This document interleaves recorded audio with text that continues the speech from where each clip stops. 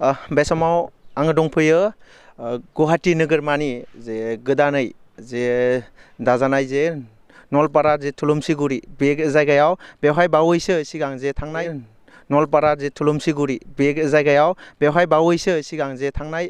1 तारिखै जे मोनसे आसाम सरकारनिफ्राय जे आसाम सरकारनि जे फरेस्टार बिफाना जे मोनसे बर' गामिखौ जेयाव बेवहाय थानाय जे बर' न'खरफोरखौ जे बिथांमोना उच्छेद खालामदों बिथांमोना बावैसो सिगाङावनो खालामदों जे अनलि बर' गामि जायखौ बर'फोरा बेवहाय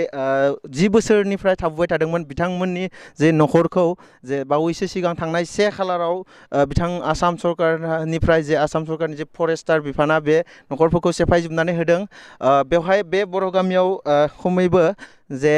45 न'खर दंमोन होनना बुंदों बिथांमोना जे ओनसोलनि जे थागिबिफोरा बिथांमोननिफ्राय आं मिथिगोन जे माबोरैहाय बिथांमोना जे बे न'खरफोरखौ सेफायखो गिबियावनो आं नोंथांनिफ्राय मिथिगोन जे नोंथांमोननि जे गामिखौ जे बिथांमोना सेफायबाय माबोरै सेफायनो फैनो हाखो माबोरै फैखो माने जोंबो मिथिस्लाबा खामानियाव थांदोंमोन थांनाय उनाव फरेस्टरा फैनानै दानफायना थांदो रुवा सेखा थांगोन थंगन सब लानाय साबल दावलानि न'खौ सेफायजोबना थांदो बेनिफ्राय दा इयावथ' खामानि मावनो थांजोब मानसिफोरा रावबो थाया ओमफ्राय फन हरनायाव खारै फैनानैसो लास्टाव गंथाम ना गंब्रै थानांबाय इयाव गथ' गथायखौ लाखिना दोनबाय बाखिथ' गैया एख' सब दानसिजोबखादो दा जों महा थागोन न'बोसे न'खरसे न'आ जाबाय जोंनिया 45 गिरिमोन 45 गिरिनिफ्राय दा आरो गथ' गथायथ' माखासे दोङो दा माबोरै जों महा थागोन महा मागोन जाबाय दा आगोलाव नोंथांमोनखौ जे बेवहाय थानो मोना होननानै जे आगोलाव नटिफिकेसन होग्रोदों आगोल होआखैमोन डाइरेक्ट फैनानै डाइरेक्ट एख' होआखै जोंनो डाइरेक्ट फैनानै सेफायफैदो बे ओनसोला जे फरेस्ट लेन्ड गोलैयो होनना नोंथांमोनखौ खोन्थादोंमोन आगोलाव खोन्थादों नामा आगोलाव खोन्थादों जेबो होनाखै थानो होदो जोंखौ थानो होदोंमोन बेवहाय जे अनलि जे बर' गामिजोंखौ होना बर' गामिखौल'सो बा बर' न'खरखौल'सो सेफायदों होननानै जे फोरमायदों बेवहाय नोंथांमोना मा फोरमाय मायबाफोर गोरोन्थि थानो हानाय एखायनो जों जेबो मिथिया दायो जोङो 45 जन मानसि थानायफोरा आलाय सिलाय जाना दङ आरो बे समाव बिथाङा बुंदों जे 45 न'खर जे बिथांमोनखौ जे माबाफोर गोरोन्थिनि थाखाय जे होखारदों होननानै बुंदों नाथाय मा जाहोननि थाखाय होखारदों बिथांमोननिखौ फोरमायाखै बे समाव दंबावो आङो बिथांनिफ्राय मिथिगोन मा जाहोननि थाखाय जे नोंथांमोननि जे न'खरखौ सिफायलांखो फरेस्टारफ्रा थांनाय 31 जानुवारियाव जे बुख्रुब सुख्रुब खालामलांबाय बेवहाय फरेस्टारफ्रा जोंखौ बिफोर एनि इनफरमेसन माने बाय हुब बाय ख्रुब फैनानै बिथांमोना खुनु इनफरमेसन गैयालासिनो माने जोंनि न' बांफोरखौ सिलिंखार खालामलांदों माने बयबो रायजोफ्रा बयबो थाजोबाखैमोन बै समाव मिथिया नालाय दा बेबायदिनो मा खारन इसिङारि खारन दं ना मा बेखौ मिथिया जाहोन दं ना मा जों बेखौ बुंस' हाया दा माने इयाव माखासे राजखान्थियारि खैसारबो थानो हागौ होननानै आं सानो मानो होननानै जोङो कम्पेयार खालामोब्ला साखाथियावनो थानाय गुबुन हारिफ्रा जेराव रायजो जानानै दं जोंफोर जेरै रायजो जादों बिथांमोनाबो जानानै दङ नाथाय बिथांमोनखौ दिनै रावनिबो न'सेबो न'खरखौ सिलिंखार खालामाखै माथ्र जोङो रायजो जानाय बर' सुबुंफ्रा जिथु न'खर गामि जे नलपारा थुलुंसिगुरि बे गामि दरफाखौल' माने सिलिंखार खालामलांदों बेवहाय माबाफोर सरकारि भाबै जे बा सोरनिबा जे षड़यन्त्र थायो होनना सानदोंमोन 100% आं सोरनिबा बेयाव षड़यन्त्र दङ जायनि जाहोनाव जोंनि थुलुंसिगुरि गामिखौल' सिफायलांनाय आरो माखासेखौ सिफायलाङै बेयाव थारैनो आं सानो माबा मोनसे बेयाव सरकारनि षड़यन्त्र दङ बा फरेस्ट डिपार्टमेन्टआ बेखौ इसिङारि माखासे सोमोन्दो लानानै बेफोर खामानिखौ मावदों होननानै आं सानो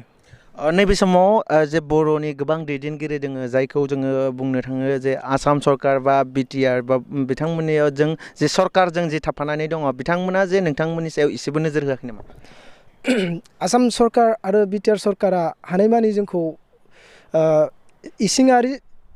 माखासे बोलोजों जोंखौ हेफाजाब होदोंबो आं सानो खारन मानो होननानै बुङोबा दिनै जोंखौ जथेस्थ' गोबां दैदेनगिरिफ्रानो जोंखौ फैनानै खबर लाफैदों आरो खबर लासेयाव जोंखौ माखासे खोथाफोरबो जोंखौ तथ्य होलांदों आरो बे खोथाफोरखौ जोङो गोसोआव लादों दा बिथांमोना बेसेबां गोजौ लेभेलसिम सावरायनानै जोंखौ मा खालामनो हायो जों बेखौ लुबैदों आरो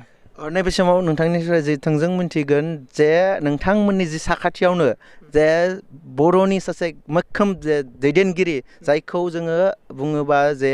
गासैबो सिनायो जायखौ जोङो आसामाव आयेन आफादाव जे बुंथिगिरि महरै मोननो हादों जे नोंथांनि जे न'खरनिफ्राय बिथांनि न'खौ नुहुरो ना बिथाङा माबाफोर नोंथांमोननि सेराव फैनानै खौरां लानो बिथाङानो नोंथाङा सोरखौ बुंदों आं बेखौ एसेबां हमनो हायाखै बिथां बिश्वजित दैमारि बिथाङा जे नोंथांमोननि न'निफ्राय जे बिथांनि न'खौ नुहुरो बा बिथाङा सासे बर'नि लिडार आरो बिथाङा आथिखालाव जे आसाम आयेन आफादनि जे बुंथिगिरि बिथाङा नोंथांमोनखौ एसे खौरां लानो फैदोंना फैयाखै बर' हिसाबै एजे बे समाव आं बेखौनो खावलायनो लुबैयो बिथाङा माखासे गावनि एंगारनो हायै माखासे जाहोनाव फैनो हायाखैबो जानो हागौ बेखौबो जोंबो हमदांस'नो हालिया नाथाय बिथाङा दिनैसिम जोंखौ खबर लाफैनो नुजाथिफैनो हायाखै सोर नोंथांमोनखौ जे खबर लाफैयो जोंनाव दा सानदे खबर लाफैनाय हिसाबै गोबां आफादफ्राबो फैदों जेरै अल आसाम ट्राइबेल संघनि सेक्रेटारि बा बिदिनो बाथौ गौथुम फैदों आरो जोंनि एक्स एनडिपि बिथांमोनाबो सहाय फैदों आरो जोंहा बुंनो थाङोबा स्पेसियेलि अनजलि दैमारि बायदेवआबो फैदों आरो दाख्लै बिटिआरनिफ्राय जोंनाव फैदों जोंहा क'क्राझार गसाइगावनि एमएलए लरेन्स इस्लारि सार आरो सिडलिनि आं नामखौ एसे कनफिउस जाबाय बेफोरबायदि माखासे गौथुमफ्रा बाथौ गौथुम आरो एबसु दिपेन बर' आदा सेन्ट्रेल एबसुनि प्रेसिडेन्ट बिथाङाबो फैनानै जोंखौ गोबां खबर लाफैदों आरो खोथा होलांदों माखासे जों गोजोननाय मोन्दों दुखुथिया रायजोआ जिहेथु बिथांमोना जे फैनानै जे नोंथांमोनखौ मा बुंदों बे जायगायाव जे थानो मोन्थायनि सायाव मा बुंलांदों बिथांमोना औ बिथांमोना गोजौ लेभेलाव रायलायगोन माखासे खोथाफोरखौ बेबायदि बुंलांदों गोजौ लेभेलजों जिथु आयेन बायदियै आयेनखौ आब्रुथि होनानै माखासे गोजौ लेभेलजों रायलायनानै जोंखौ थानो मोन्थायनि राहा खालामनायनि माखासे जोंखौ सर्त होलांदों जों बेखौ गोजोननाय मोन्दों आरो बिथांमोना जोंनो हाजासे सहाय होफैदों आरो नोंथांमोना बेहाय जे थाबोनाया बेसेबां बोसोर जाखो जों बेयाव 10 बोसोरनिबो एबबबो बुंनांगोन आरो जिहेतु मैया बावै जे सारा आसामावनो जे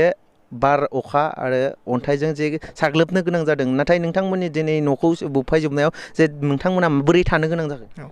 जोङो माखासे जोंखौ मददगिरिफ्रा ट्रिपाल सोंनानै थुम्बु सोंनानै थानायाव जोंखौ मदद खालामदोंमोन नाथाय बोथोराथ' जेबो गोरोन्थि गैया दा सिलिंखार खालामलांनायनि जाहोनाव जोङो मायाव थागोन मायाव मागोन माखासे ट्रिपाल बा थुम्बु बिदि सोंनानै जों ज' थादोंमोन बा गंफा गंनै न' बासायलांदोंमोन जायफ्राव जोङो लाइमोन बा हौवासा मानसिफ्रा थायालासिनो आइजोफोरखौ बा सिख्लाफोरखौ बा गथ' गथायफोरखौ जों बासिलांनाय न'फोराव दाबफा दोनदों आरो ओमफ्राय बेवहाय अखा बा सातजारला सारअन्थाइ बारहुंखाजों ओरैबायदि सातजालाजारजों ओंखाम खबसेखौ संनानै मोजाङै मोनजाया जादों आरो खारन ट्रिपाल नोंथांमोना बयबो रायजो राजाफ्रा मिथिखागौ ट्रिपालाव थानाया आरो न'आव थानाया बेसे डिफारेन्स आरो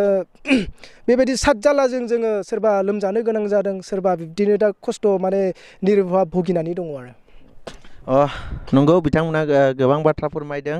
बे समाव नोंथांमोना दिन्थिगोन बे न'निफ्राय मानगोनां जे बर'नि से मैखोम दैदेनगिरिया मानगोनां आसाम आयेन आफादनि जे बुंथिगिरि बिश्वजित दैमारि बिथांनि न'खौ बे न'निफ्राय जे नायहरब्ला नोंथांमोना नुनो हागोन जे जोङो केमेरायाव दिन्थिनो हानाय नङा जे बेनि न'निफ्राय खमैबो 1.5 किल'मिटारनि जे जानथायावनो बिथांनि न'खरा दङ नाथाय बिथाङा दिनैसिम बे जोंनि बर' गामिनि जे न'खर जे सिलिंखार खालामजानाय बिथांमोनखौ दिनैसिम बिथाङा खौरां लाफायाखै